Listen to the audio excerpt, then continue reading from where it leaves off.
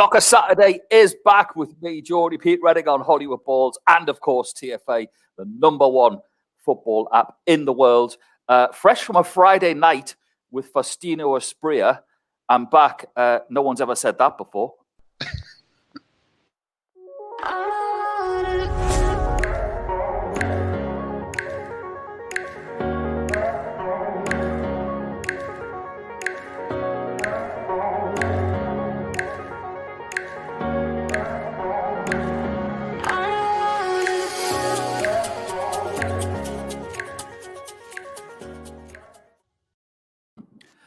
Welcome to Soccer Saturday. Super Kevin Campbell's back in the house. Brilliant, as is TFA George. Great to have the boys back. But sorry, got to take my fanboy moment and just say a massive thank you to everyone that managed to sort out my interview last night with this man. Look at that. Look at that. The man himself, Faustino Asprilla, in great form. Kev, what a ledge. Absolute legend. Great guy as well. Absolute maverick. And he's a maverick, and he's a Newcastle. He's one of the adopted sons of Newcastle, isn't he? They absolutely loved him up in Geordie land, and what a great guy. You played against him, right? Yeah, played against him on numerous occasions, and the first time was in the Cup Winners' Cup final when he played for Parma, that great Parma team. Yeah, really good player, live wire, and done him in that one, Pete. Got to admit that one. When all the chips were in the middle of the table, we done him. But no, really good guy. Yeah. Did you play against him at Newcastle, Kev? Yeah, I did. I'm sure I did. Yeah. Listen, I think he was an incredible player, incredible talent, wasn't he? We had guest co-host last night, Lee Clark, and he literally beforehand we were saying about Tino, and he said he didn't know what he was going to do. Keegan didn't know what he was going to do. None of his teammates knew what he was going to do. It was just down to the day and what he fancied. So how would the opposition know? If his own teammates, if he didn't know, the opposition hasn't got a clue. Absolutely. But he's the perfect profile for a Geordie player, right? Unpredictable, could do anything on the day. The crowd, the Geordies adored him, man. Beautiful player. It's what Newcastle. Well, I mean, Kev knows. Kev's played at St James's many times, and we would have loved to have seen a Kev at St James's Park as a number 9. It nearly happened, Pete. It nearly happened. No, it nearly happened. Yeah, it nearly happened. It nearly happened when I was at Nottingham Forest, and I think Big Al got injured, and John Dahl Thomason was the only one up front. They made an inquiry to Nottingham Forest, and they couldn't agree the fee. Yeah, they couldn't agree the fee, both clubs. So it nearly happened. It was that close, huh? Yeah.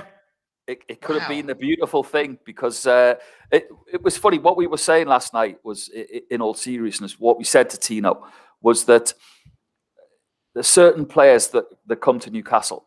And, I'm talking Warren Barton, Rob Lee, players from other places as well, but they just get it straight away. Mm-hmm. They understand the fans, and Tino was saying that last night through his amazing. Got to say this. Got to give Carlos a massive shout. His Geordie Colombian interpreter. It was unbelievable, and he was saying literally Tino understood it from the moment he got there. He got there. Yeah. In that fur coat, Kev. Yeah, of course. Hey, the maverick, the flamboyance, the class of the man. Listen, that's why he's in Geordie hearts, because somebody like that gets people off their seats, doesn't he? You know, that quality, that flamboyance, that unpredictability here. Brilliant. Listen, we're going to get into the Euros. It is a Euro show. I was just doing my little fanboy moment, because it was a special night last night on TFA, George. It was, two Geordie legends, Lee Clark in there as well, co-host and trying to help me out. It was brilliant, and Tino was well behaved, I have to say. Listen, Premier League before we get into the Euros. You two boys. I'm going to start with you, George. New manager, Nuno. Thoughts? I'm glad there has been an appointment. I'm confused. Okay. We wish Nuno every success, and of course, want to get behind him. What kind of message do you give a manager when you give him a 2-year contract? Right? What are you telling him? And also, George, sorry to interrupt, but also what he's like, probably what, 5th, 6th choice? Well, we know he wasn't in the first 2 or 3 choices. We know that, right? Yeah. You know, it was going to be Fonseca, it was going to be Conte, and I think the trouble with being associated with Conte, after that, everything is 2nd or 3rd class almost, right? We'll get behind him. He's a lovely man, Nuno. We'll support him with everything we have. Mr. Daniel Levy and ENIC, you have a lot to prove, and you owe Spurs fans an awful lot. You know, it's been an irk of yours for, should we say, at least 4 to 6 weeks. Well, maybe more, but so I will say this: for the longest period, for years, I was the biggest Daniel Levy fan. Many of my friends thought I was even overboard with that, and many other fellow football friends was overboard with that. Daniel Levy said something 2 years ago saying, yeah, of course we could have bought more players, but who knows if that would have made a difference. This was just after the era of Spurs not buying a single player in the closed season under Poch. That comment he was quoting the Financial Times. That was the beginning of the end for my love for Daniel Levy, right? Because the lack of investment under Poch, you know, should be a crime, absolute crime. And it's a difficult thing to forgive. As a fan, George, I've got to say, I've watched, obviously, Leo did the Spurs documentary, our own Leo Pearlman from the show. And when I look back at that, and I look at it, and I think about where Poch got to, do you think he was just far too... Well, look, there was the infamous interview with Poch and Gary Lineker, where Poch said, we've got a beautiful house now, referring to the stadium and the training ground, and we need to put some beautiful furniture in there, meaning some top draw players. And Daniel just couldn't make it happen. And my perception, it's not about me, but most Spurs fans' perception is that Poch wanted players A, B, C, D, and Levy did not, and failed to get those A, B, C, or D. After 20 years in charge, at some point, you've got to be in a position to make that investment. It's 20 years now since Levy's been in charge. If I was the CEO of a company for 20 years and I performed like that, I'd have been fired way before the 20 years. Yeah. You know, you understand why many Spurs fans call Daniel Levy Teflon, right? I mean, this is, you know, I wish Daniel Levy all the best. It's not personal, but we're all incredibly frustrated. And when you see now Daniel Levy saying we've got to be very careful with money, blah, blah, blah, COVID, everybody suffered from COVID. 20 years on, and we still need to be careful in terms of player investment. If you're a Spurs fan, I don't think that's acceptable. Pete, can I chip in? I just want to say something. I think it's really important to get some perspective on this, George, because most of the time, if you build the team first and then you get the stadium, then you have the chance. But when you build the stadium and then you're expecting, Arsenal suffered it for years. The problem Spurs had was the rise that Poch made at the football club. Then you're going to want the top players. The problem is the wage bill as well. Yeah. You have to take that into account because, you know, if you go for the top boys, you've got to pay them the top money. So what does that do to the likes of a Harry Kane, who's the top player at your club? Yeah. You have to then start paying Harry Kane that top money. Dele Alli at the time was top money. So you create a pay vacuum at the football club, which Daniel Levy and ENIC weren't prepared to do. Yeah. I get it, but if you want to make that jump, George, you have to do it. I understand what you're saying. I couldn't agree more. And you see, here's the thing. It is incredibly obvious, very evident, that Daniel Levy places such a high premium on negotiations. I understand that, but he's very dispassionate when he tries to buy new players. He considers them just as a player. And if we don't get him, we'll get somebody else. That's not how the manager feels. Mm-hmm. When you see beautiful players like the Portuguese Man U midfield player, he was going to come to Spurs. He was quoted as saying, I was ready and done. I was going to come to Poch. It didn't happen. When you read the same about Grealish at a lockdown price because Villa was suffering at then, you see this is a habit that Daniel Levy has. Willane, when he went to Chelsea, he was at the lodge at Spurs, didn't do it. In my opinion, as a fan, you have to have some kind of passion as a chairman when you buy a player. You cannot treat them as objects. It's obvious that's how Daniel has treated them. And look at the consequence now. We did not invest in Poch when we should have done, and it's a crying shame. When was the last time Spurs were at these heady levels? I can't remember. A couple of seasons with Harry Redknapp, and yet again, Daniel did not invest in Harry Redknapp. Didn't invest, yeah, you're right. So when you see it once, when you see it twice, Kevin, you know there's a problem.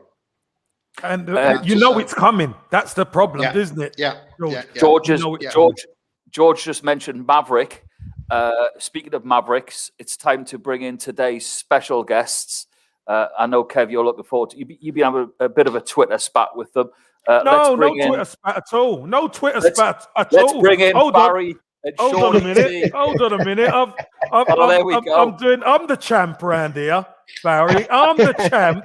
You've been out of it for a while. I'm the champion. How are you, mate? How are you?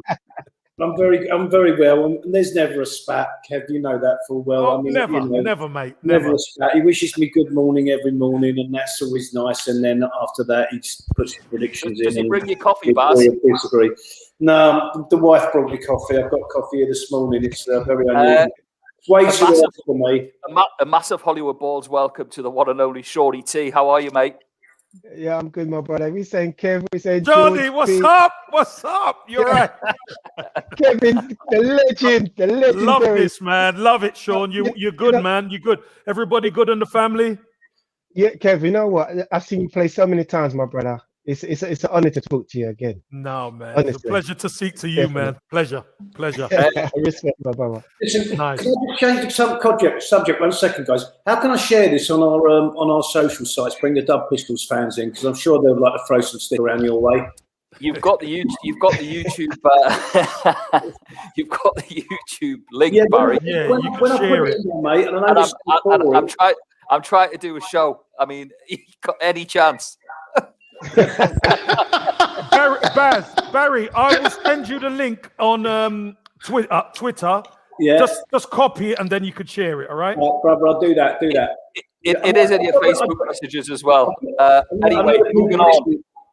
Typical Liverpool fan, not listening to anything. Guys, Shorty, welcome.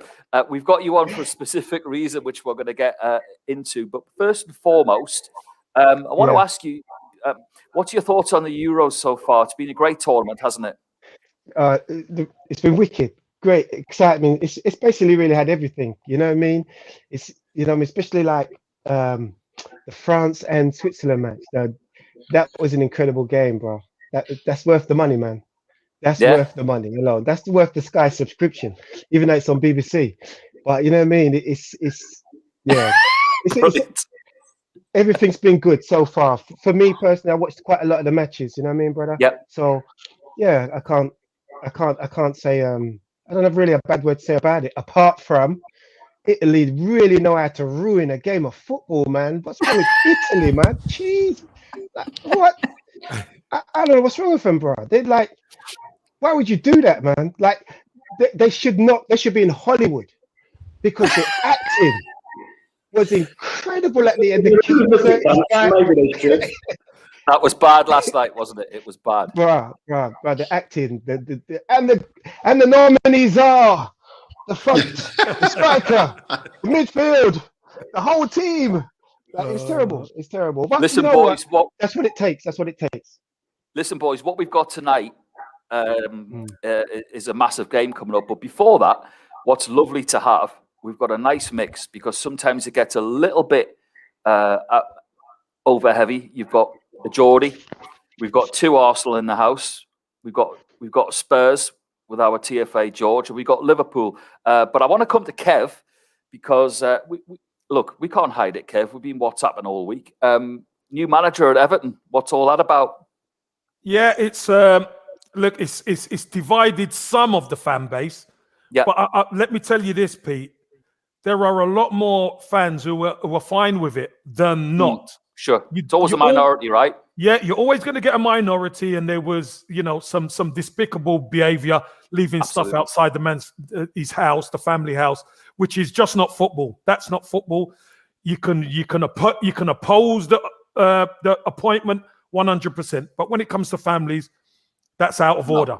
Yeah. But I think when you look at Rafa Benitez's resume, he has got a resume that has proven he can do the job. I think that's the key.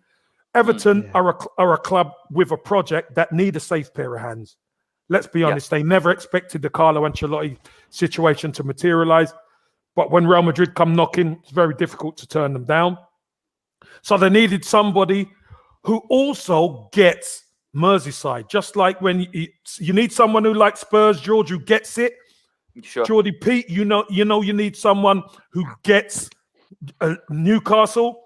Yeah. And Barry, Jurgen Klopp gets Liverpool, doesn't he? He gets it. It's not even just like, say, Jurgen Klopp. I wish, for Rafa is for Liverpool, what he done for the club, winning us the European Championship. But for the whole of Merseyside, what he did for the Justice for 96, the amount of money he donated, he's got nothing but love and respect. And I think even if you look at all the Liverpool supporters, they wish him the very best at Arsenal. As long as he doesn't finish above us, then that's not a problem. Well, hey, Barry, he's not at Arsenal, he's at Everton. That's right. He's not. But you know what? There's a lot of Arsenal fans who would take Rafa Benitez, because a lot of them aren't into Arteta for one way or another. But one thing I will say, Rafa Benitez has stayed on Merseyside. It's 17 years he's lived there. Yeah. So he gets it. He gets Liverpool, he gets Everton. At the Hillsborough Memorial, the guy broke down in tears. He got that emotional about it, and when they were just cheering his name after all that time, like I said, he's an absolute god. He's a god to Liverpool supporters. I wish him, and I know that most of the Liverpool supporters wish him the very best, like I said, as long as he doesn't beat us. And he's a proven manager. The guy's won trophies everywhere. Whether or not, is he the most... He's a very tactical manager, as you know. Very, very tactical manager. Some of his management skills possibly could be, questionable. The way he dealt with Gerrard and the way he made Gerrard feel was always there. But he will win you a trophy. Might not be the most attractive football, but he'll make the team play the best it can with the players that he's got available. The same as he did at Newcastle. And, anyone went to Chelsea, they hated him. He won them trophies. You can't take that away from the man. He's a god. Yeah. One of the things I really admire about Benitez for this appointment of the Everton manager, his primary family home has been in the local area for 17 years. He feels it. Every Evertonian, if they're half decent, will love that, right? It's not as if, I'm not criticizing other managers, but it's his home. He feels it. So he's a Liverpool man from the city, not the football club necessarily, right? We did a great job at Liverpool. Now he feels, you can feel it in him. I saw it's an honour he feels to be at Everton, and he's going to give it everything. I think it's a very good appointment for Everton. I wish him the very best, and I think it's good for football. Let's face it as well. Let's face it as well. When Shankly left Liverpool, he used to go and watch Everton. Yeah. Yeah. No, Do you know yeah. what? Do you know what? I think that. Do you know what it is? I think that Liverpool are really scared that Everton are going to overtake them with Benitez. I think that's the biggest worry. They know how good he is. You know it, surely. They're worried, man. They're going to be worried. Now you've got like an Arsenal TV support. You know, an Arsenal fan club TV. What's going on there through me? Because you know what? Do you know what, guys?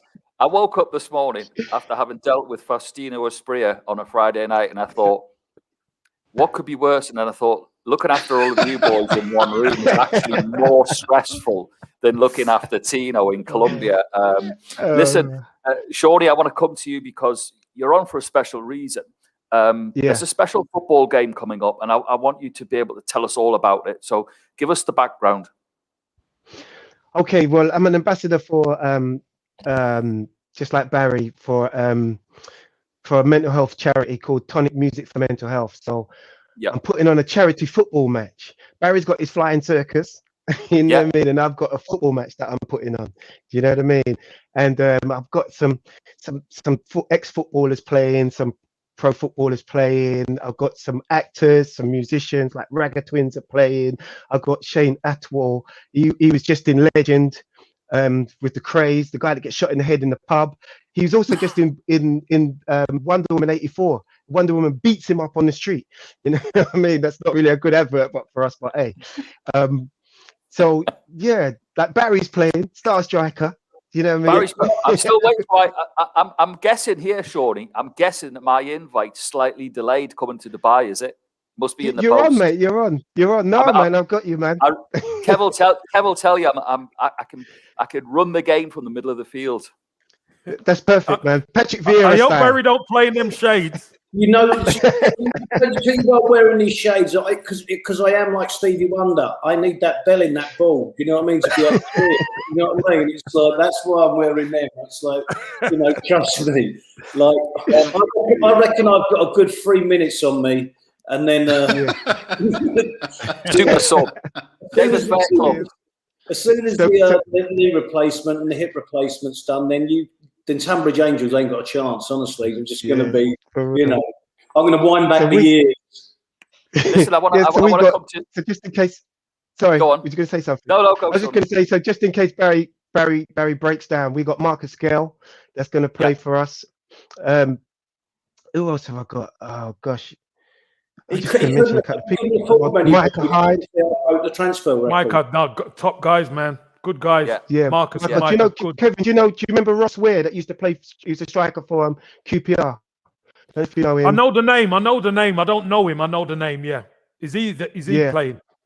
Yeah, he's playing. I wish I had Kevin Campbell. I just put that in there. Let me just throw that in there. Yeah, unfortunately, it's on the wrong time for me. It's okay, bro. I don't even play anymore. I'll be honest with you, Shorty. George will fly over from Cyprus. George will fly over, yeah. All day long. Private jet out. George will get the private jet out. Listen, I've got to say that. Surely said no spuds. Thanks, man. Thanks for throwing it in, my brother. I've got to say though, in all seriousness, George, coming to you, the work that Shawnee and Barry do for Tonic, it's absolutely fantastic. You know, it's mental health awareness. It's something that has been prevalent throughout lockdown. And, you know, we're having a bit of a joke and a laugh and what they're doing here, but it's something that is very close to their heart. Yeah, God bless them. I mean, it wasn't that long ago that mental health was taboo, right? Just a few years ago, nobody would talk about it, right? Sadly, one of the good things about this lockdown, it's created conditions conducive to an appreciation and a recognition that this is an illness and it merits attention, right? Yeah. And God bless Shawnee, God bless Bazza for playing such big roles in it. But I think that is one of the huge upsides of this terrible pandemic, because I feel like it's like a switch of a light.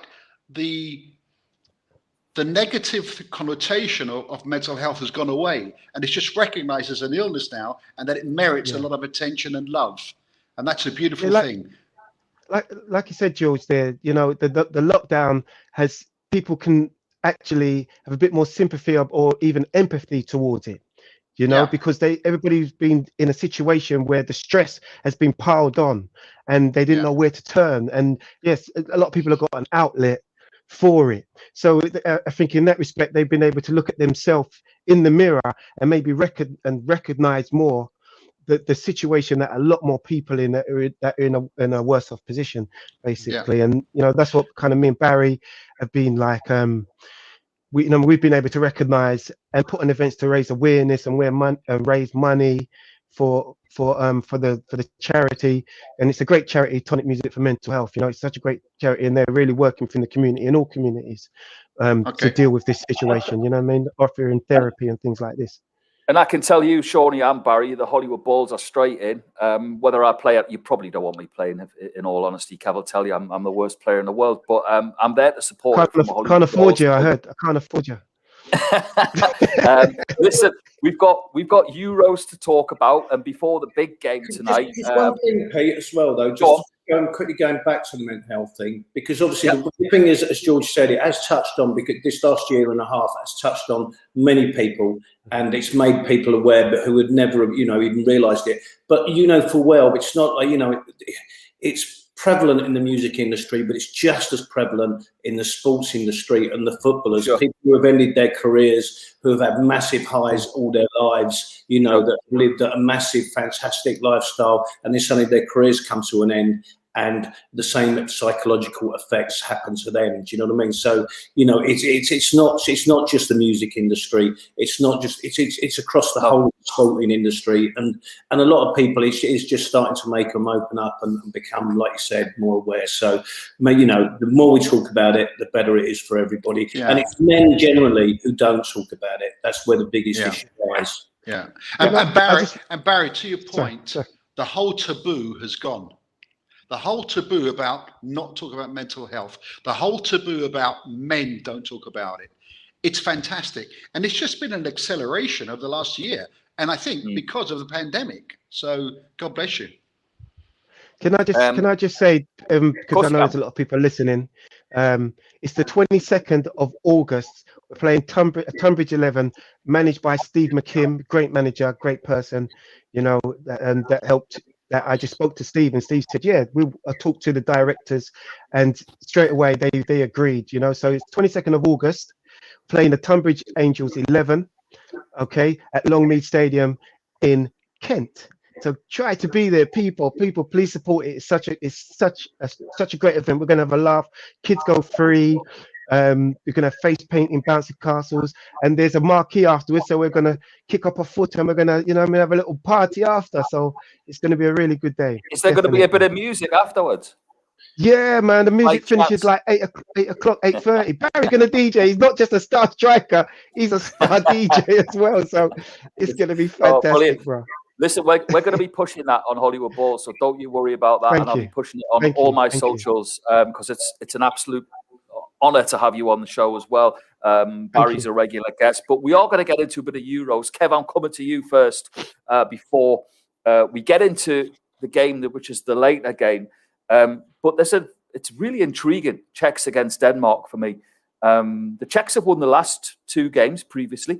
But 5 of the last 6 games have been draws. So can you see maybe an extra time and penalties battle tonight later? Yeah, I see this one could go the whole distance, to be honest. Pete. Both of these teams, you wouldn't have fancied these teams to really be in the quarterfinal, if we're honest. Denmark have done really, really well to get there, considering, they lost their first group game, and what happened to Christian Eriksen was terrible. But I think it's galvanized the group. It's helped them. Czech Republic have been a breath of fresh air as well. So I think, one of them, we're going to have to lose one of them. But it's going to be a titanic struggle. It's going to be a tough one for both teams. But I could see this going to extra time and possibly penalties. That's going to make our little predictions a bit of a challenge later if we think it's penalties. I actually haven't factored that one in, but we'll get to that. No. Don't you start with me on these predictions. we're doing the predictions. We got to predict in 90 minutes, no extra time or penalties. Yeah. I'm fine with that. Yeah, no sitting on the fence. Gents, I'm going to come to Barry because he sent us a brilliant message the other night before England's last game. So I've just got to say, I mean, England, Ukraine, they've lost only one of their last 7 against Ukraine. So is it coming home, Baz? Is it coming home? Well, the one thing we can be sure of, the trophy's going to be there because it's been handed out at Wembley. So, brilliant. The trophy's coming home. Whether or not we're going to win it, we're in the mix. What worries me is obviously that we're starting to get carried away, and everyone's always saying, our path's easy, we've already won it. Do you know, when we're in the final? I mean, sure. I've been really critical of Southgate. I called him the John Major English football management. Do you know what I mean? At one stage, I thought he was the Wally with a brolly. I thought he was going to end up in the papers with a turnip on his head. I thought, I had Roy Hodgson written all that. We've been on the phone with Roy Hodgson discussing tactics. But the guys proved me wrong. The guys proved me completely wrong. We've topped the league. All right, Scotland had their cup final. They've already got the DVD. Yeah, they won 0-0, Barry, right? They parade when they got home. You know what I mean? So, but we beat the Germans. And I was really, really, really disappointed when I saw that starting 11. I really didn't think he'd done the right thing. I thought, Sterling for me has been the English player of the tournament without a shadow of a doubt. Harry Kane to me had been the worst English performer, and then he kept him on and he scores a goal. So there you go. What do I know? You know what I mean? It's like he's done it. I'm hearing today that Sancho and Mount are starting and Saka's out. Yeah. Which makes sense, obviously, because we need to get some width. And but I would really like to see Grealish get a game, because I do think every time he's come on, he's changed the game and he's done something. And I do think he does deserve a start. But I do understand where we're going with Sancho and Mount, two great players. But I would like to see Grealish have a go. Is it coming up? George, I'm coming to you in a minute because we're going to be 2-0 or 3-1 today. We're winning 2-0 or 3-1. We'll take your predictions in a bit. He's getting too excited. Kevy's dying for you. He's all over it. He's given me two results already. It's one, Baz, one. George, I'm coming to you in a minute, but Shorty, it's your first appearance on Hollywood Bowl, so I've got to ask you your thoughts on England so far, and what do you think about tonight? There's an old saying: "Slow and steady wins the race." Yeah, you know what I mean. That's an old time saying, and so England have been slow and steady. There's been some fantastic individual performances. You know what I mean? We all can pick an 11. Everybody's got their own opinion. Yeah, but we got to trust Southgate. Only thing that, like I say, the only thing I would really change would really be, don't stone me for it, people, would be Harry Kane. And the only reason why I'm saying that is because for the kind of attacking midfielders we have, we need a striker with more movement. And if you haven't had a guy that scored forever, with a bit more movement up front, like you see when Saka was making moves and Sterling, sometimes they've got nobody to pass the ball to, so they're running into brick walls. Who do you play, though? Who do you play? Calvin Lewis, man. Yeah? Calvin Lewis. Yeah, man. Throw him in. Throw him up. Yeah, sorry, I got it wrong. But, I just want to see some movement. All I would say is you don't just give him 60 minutes. And then bring back Kane, because sometimes sitting on the sideline, maybe Kevin can tell, because he's a professional. Sometimes just watching that game from the sideline, you can see exactly the holes and how you could affect this game from the sideline, and then unleash Kane with a fresh lease of life. Last 30 minutes. That's the only change that I would kind of say. I also say, so what? He scored. The hard work was done already. It wasn't 0-0 when he scored. It was 1-0. Germans was chasing the game. They was absolutely chasing the game. Do you know what I mean? And so that left it easier for Harry to score. I'm not saying Harry Kane is the best striker in England. The goal tally from last season proves it. Just not having the greatest tournament, just like Mbappe. That's all. It's a good point, George. Like a true gunner. It was spoken like a true gunner, but he does. Barry does have a point. I'm going to come to George, but it's so reminiscent. And I spoke to Kev during the week, And I said, George, the same thing, that Harry Kane reminds me of, there's two instances here. Harry Kane, as a player, reminds me of Alan Shearer. He is literally the best goal scorer that we have up front. He also was going through a little bit of a tough spell, which Big Al did during Euro 96. He scored in his last game. He scored against the Germans. You stick with him, don't you? You got to stick with the best. I don't think Harry Kane should be the focus. My focus, I recommend, is Grealish. He's the guy that makes magic happen. I would build I've said this on numerous occasions. I would build the England team around Jack Grealish. He just creates magic. It's no surprise that we create more chances when Grealish is on the pitch. And so that's my observation. I think the sad thing amongst all this is like Sterling has been the player of the tournament, and because not being recognised, Sterling's not getting as much credit as he deserves. No, he's been. Barry, don't forget, there's many people who didn't want Sterling in the team. Yeah. No, I know that. And listen, you know what I mean? And he's been our star man. Yeah, so, he's been very good. Absolutely. I think what we've got to understand. I think what we've got to understand, Baz, is there is so much attacking talent, but we have to have that base. Once you got that base, there's only so many attacking players you can play. We've seen Bukayo Saka do brilliant coming in. We've seen Grealish make a difference. Sancho hasn't really kicked a ball in anger. We've seen Phil Foden do a bit.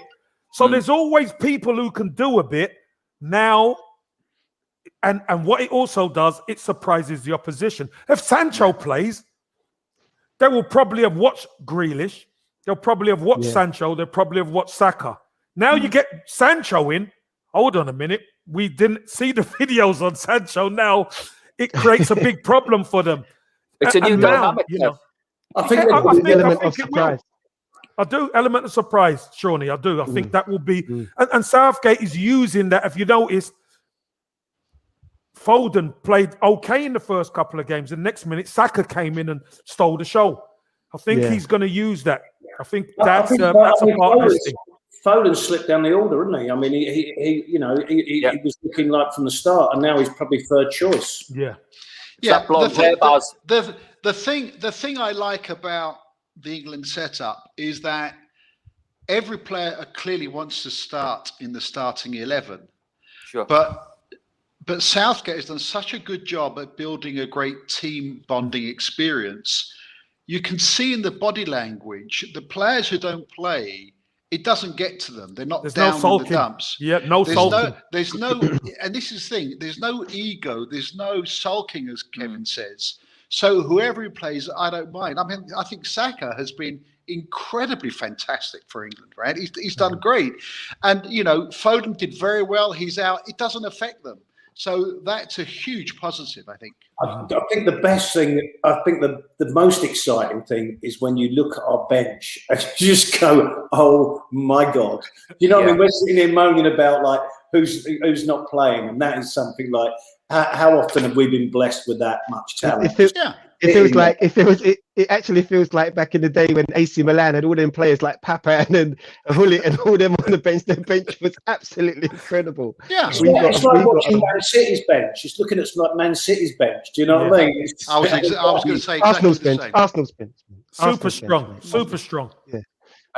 Listen, gents, it's the moment I've been dreading actually, because it's been such a lovely show and everyone's getting on. Look at Kev's rubbing his hands. He knows what's coming.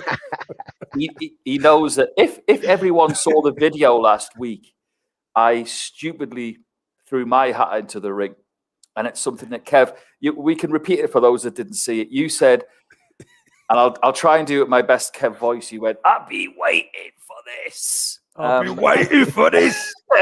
Jody P, waiting. into the predictions I come. So I think we're going to get into it. And to be fair, all we can do is invite our newest guest to go first. So Shawnee, what we're going to do? Whoa, Pete. Yeah. You're jumping ahead. Who's baller of the week? Come on. No. I'm saving that for last because I've got one as well. So you've changed the format now. What? You got to tell me these things. Oh, mate, you're worse than FIFA. Barry, I've got it all. I'll tell you what we'll do, Barry. I'll tell you what we'll do. Just for Kev and his, we'll save it. Okay, my structure. Okay, we're gonna go baller of the week then. I had saved it for last, but we'll go with Kev first. Baller of the week.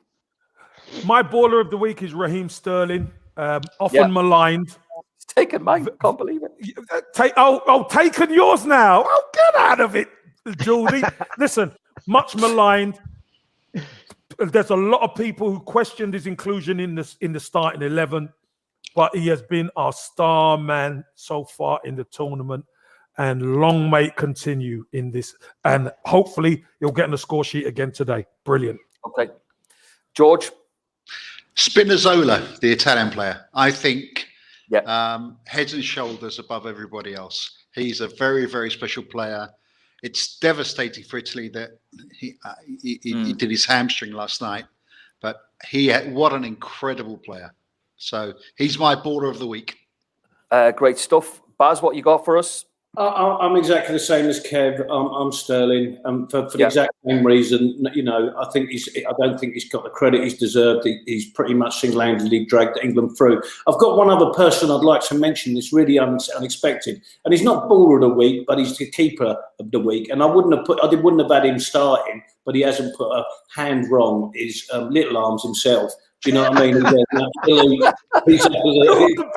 Come on, let me hear you say it. Come on. He's had a brilliant tournament, you know, Pickford. Yes. You know, and I wouldn't have even had him starting, you know. So Sterling outfield, but if you want to, I'm going to have a goalkeeper as well, and I'm going to have Little Arms. Michael Mashlas agrees with you as well because he's picked Pickford for his baller of the week. Can't disagree. What I have to say is I've never been his biggest fan, and that's nothing to do with him being from Sunderland, but his distribution is absolutely superb, Kev. Yep. Excellent. And you know what? There's a lot of people who were questioning him, as Barry rightly said, questioning whether he should actually be the number one. But as you know, possession is 9/10 of the law. He's been the England keeper for a while. Yeah. And he's mature a bit. He's still only young. Let's get it right. He's still only young, but he's maturing. And he's done well so far. Brilliant. Shawnee, who have you got for us, mate? I got the same ways. Sterling's been magic. I agree with Kevin Campbell, 100%. Well, got to. He's a gooner like me, so I got to by law. But you know what? I want to give a shout out to Xhaka. Like, he's played it. Like, why didn't you play that for Arsenal? I do understand that Euros it's a slower game, it's a slower pace, and he's able to do more at a slightly slower pace. The Premiership is like a lot of pace and power, but Xhaka, he's been tremendous. Like, he's passing and he's been on it. So big up Xhaka, even though you're leaving. You know what I mean? He's doing what's his name? Like it's the Welsh guy that left for us, played his best season, went to Juventus. Aaron Ramsey. Season before he left. He had his best games before he left, and Xhaka's doing the same thing. Best games. So big up Xhaka. I got to say that, definitely. Great stuff. Okay, let's get into predictions then. I just wish I was hosting it and not getting involved. Kev's got his pen out, his notepad's ready. He's ready to go. I'm hoping that the face-off between Baz and Kev, which always comes up, by the way, will let me sneak in through the back, and George and I can and Shawnee can get a couple of results in. We are going to go with our guest first, our latest guest. Shawnee, I'm going to ask you, Czech Republic against Denmark. Give us a score, mate. Is there a scoreline called "I don't care"? Just come on, England. There's no scoreline like that. Okay, since there's not, right, I'm gonna go with the Czech Republic. I'm gonna go Czech Republic 2-0. 2-0. Okay. Baz? And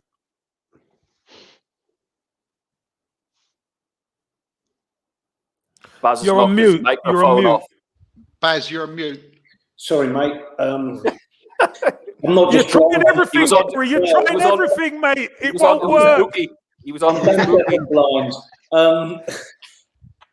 I mean, my head says the Czech Republic. My heart says Denmark because of just the the wave of emotion that's running through that team at the moment. So I think possibly 2-1 Denmark is what I'm going to go for, although I realistically believe Czech Republic will win it, but I'm going to say Denmark, just because I have to say someone's going to win. Have we got a final answer here? I sound like Denmark. I'm going to say Denmark. 2-1 Denmark, he said, yeah. 2-1 Denmark. Okay. George, yourself. 1-0 Czech Republic. Okay. Super Kev? I am going 2-1 Czech Republic.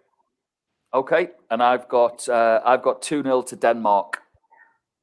Oh, Back to Shawnee. Unlucky, Baz. If Geordie Pete's gone your way, I'm telling you. Brilliant. He's a jinx. See. We'll see. Yeah, we always see with you, Pete.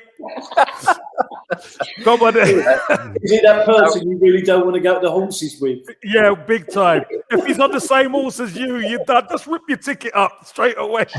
Comes a donkey and I think. Unbelievable, Jeff. Ukraine, England, Shawnee T. What we got? bruh.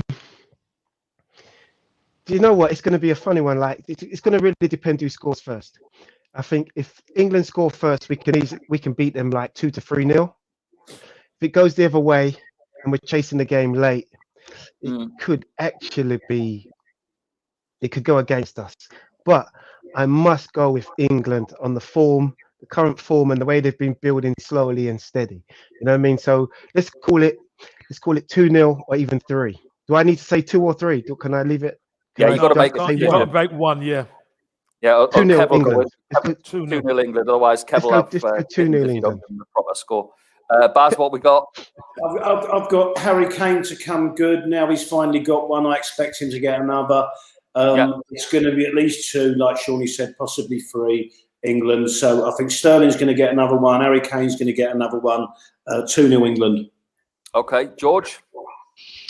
I'm very superstitious and nervous to say this, but I think England win 3-0. Wow. Big shout. Super Kev? I've got 2-0 England as well. He just knows he's better off copying me. Well, I could copy you now because you've gone with Geordie Pete on the first one. That was my heart, not my head. I think it's actually going to be a very difficult game. There'll be pressure. And you know what? I think that Southgate's built his team with the clean sheets and the defence. So I'm going for a very, very narrow win. But I think England will win 1-0. Yeah. 1-0, yeah. Yeah, that's mine. Yeah. I was considering that, Pete. Yeah. Geordie Pete, but if you're saying that he's gonna freshen it up and we're gonna bring in a couple of new players, there's gonna be a whole different fear factor for us. You know what I mean? They're not gonna really know our team in the way that they feel they know our team. And if these new players come in, they do what our other players have done when they've come in, then you know the performance of England is going to be a lot greater. It's nothing really to worry about. Oh, of course, we've got to be concerned. We're playing 11 players. You know what I mean? But I think if he freshens it up, that element of surprise will give us the upper hand, definitely, bro. For more comfortable winning. It's a good point, but I've got to say, I think that what Gareth does and what he does very well is that he plans from the back first, and he allows that. Yeah, don't concede, and then he knows that we will get chances because of the creativity up front. So, Shawnee, you can't sway me, mate. I'm taking my 1-0 and I'm sticking to it. All right, bro. I just the other thing as well, if it ain't going our way, like we just said, look at our bench. Do you know what I mean? It's just like, you know, we can literally, you know, we have got reinforcements to bring on. Do you know what I mean? We can bring up the rear and just here we go. Hold tight. It's about to get nasty, you know. So I'm confident that even if we fall behind, we've got the ammunition in the, you know, to bring it on and really flick it out. So yeah. You know, the only other thing I'd say about Southgate is I would like to see him make the changes earlier. Yeah. As long as we win, I think everybody be happy. As long as we get through. Yes. Especially the Breweries. Yeah, we talk a lot about our attacking players, as we should, because England has an embarrassment of riches. But Maguire coming back, he looked a monster. Been huge. He looked a monster coming back, and that gives you more confidence about a clean sheet. And like I say, I think we're going to trounce them today. I think England will win but I'm very nervous of those Italians, boys. I'll tell you that. I'm coming to the Italians. I'm coming to the Italians in a moment, George, because I know that you've watched them all through the tournament, and you have said it from our very first Euro show. You said, watch out for the Italians, and boy, they're just grinding it out, aren't they? George, are you more nervous that they're going to get a Grammy or an Oscar for their acting? What's your concern? I think my concern is that they're going to win the Euros. That's what worries me. I think they'll end up with a BAFTA at best show. Yeah. But listen, they are. They play free-flowing football, but they know what it means to. And those two boys at the centre of defence, my God, it worries me. The Italians worry me. Yeah, no, Grealish and Sterling. Kev, I've got a question for you. Speaking of centre of defence, I had a conversation with the big man yesterday, Big T, and he said we were talking about how well we just mentioned Maguire was playing. Do you think it would be worth Ole going and looking at Stones, because he's not always first choice at Man City, because him and Maguire together could be amazing, couldn't it, at Man United? Are you winding me up? No. You've got to be winding me up. Big T, what's going on? Look, he's just won a title at Manchester City. He's had an unbelievable season at Man City. I can't see that happening. No, I can't see that. It is a great partnership. Kev, you got to cut Geordie some slack. You know he was on last night with that crazy guy, right? Look, he's on with the main boys now. He's had his Tino fix. He's on with the main boys, and he's coming out with all this crazy stuff. Do you know what I mean? That's Geordie T. What's up with him? Stones is staying at Man City, mate. Don't worry about that. Okay. I tell you who Man United might go for. Varane. Yeah, I think Man United might go for Varane to partner Maguire. My point was just, Kev, it was just that having seen them play so well together, it must cross a manager's mind, because they really do. They complement each other. They do complement each other, Pete. Yeah. You're right. They do. But can I just say this?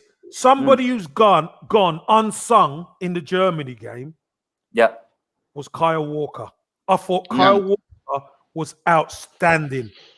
Yeah. Anything in behind, he was there. There was the one where Muller got through, and Kyle Walker came from nowhere, and even just knowing he's there maybe made Muller take his eye just off a little bit of that finish. Do you know what I mean? Okay. So, it was a bit Sol Campbellish, wasn't it? Yeah, getting back. Yeah. I mean, he had a shaky first game, I thought. Done all right. He had a shaky first game, but he's someone who's just improved throughout the tournament as well. Yeah, without a shadow of a doubt. And again, someone you wouldn't have, put in straight away. That's right. Yeah, I think Walker is underrated. He's he's a fantastic player. And still Swift, George. Listen, we're going to move on. Yeah, listen, absolutely. Yeah. We've got Copper. Has to be, because great games, by the way, in two tournaments that are running so close together. Shawnee, we're going to come to you and ask you for a prediction on Uruguay versus Colombia. I'm going to go with Colombia, and the reason I'm going to go with Colombia, my son played out in Colombia for a team called Deportivo out in Colombia, so he spent a season out there. So I'm going to go with Colombia. Beautiful people, they treat them really well. So Colombia, let's go with Colombia 2-0. Okay, Baz? Well, I'm going the other way. I'm going 2-0 Uruguay, and I think Luis Piranha Suarez will either score 2 goals or bite them off the pitch, one way or the other. Brilliant. George, what have we got? Because it's a great game. What a South American... it's a great game. It's going to be tight. It's going to be 1 goal in it, and I'm going Uruguay 1-0. Okay, Super Kev? I'm with George on this one, actually. I've gone 1-0 Uruguay. I like Colombia, but I just think Uruguay are going to have a little bit too much know-how. It's going to be a tight game, 1-0. But it's just, like I said, there's no way Suarez is leaving that pitch with any of those players intact. Well, he won't leave Hungary. The man's a cannibal. Listen, I've gone 2-1 to Uruguay. As much as I love Tino and Colombia, I'm trying to focus and get some points so that I can keep Kev quiet on Twitter. Pete, did you tell him that last night? Did you tell Tino you're going Uruguay last night? No, I didn't know. Oh, funny. I'm surprised. Yeah, I'm sure you did. The knives are out. The knives. The knives are out. Shorty, welcome to predictions. It changes. The first part of the show's lovely. Listen, last game of the day for us, thankfully. I can get off and have a lie down. Shorty, we've got Argentina against Ecuador. What have you got for us? Argentina, definitely. Yeah. Messi's been on fire. He's been on fire this tournament. I don't know too much about the other teams, but the reports that I'm hearing is Messi's having the time of his life. So might be the time that he can really turn up and bring home that trophy. You know what I mean? And be, you know what I mean? Get that one trophy in his belt to prove the greatness of that player, because he hasn't really got the international glory for who he is as a player. So to lead his country to that, I'm going to say we'll go 2-0. We'll go 2-0 Argentina. Messi to score, definitely at least one. Baz, what you got? Argentina. I mean, Ecuador so heavily outgunned, and like Shawnee said, Messi's having the tournament of his. I think he's got top scorer in the tournament. It's a chance for him to pick up the trophy. Whether or not he's going to end up next season at the World Cup and his final shot at it, I don't know. So he's going out, and I think Argentina are going to win this competition. So Argentina 2-3-0. Okay. Here we go. Is it 2 or 3, Baz? Come on. 23, I said. Or is it 22-3? 22-3. 3-0. George, come on, be my voice of reason, please. It's going to be, I'm like Shawnee on this one. Argentina will win. They won't concede. It's going to be 2-0. Yeah. Super Kev? I'm going 3-0 to Argentina. I've had to agree with Barry. I don't want to, but I thought Barry said 2-3, and he's gone 3, and I've got 3-0 down. 3-0 for me. I think. 3. Well, 23 he's gone for. I think Messi. I think it's Messi's time again. So 3-0 to Argentina. I'm showing mine because Kev will probably spat at me and say I'm copying, but I've got 2-0 to Argentina. I fancy that, and I totally agree with Shawnee that Messi's gonna be bringing it home South American style. His time has come.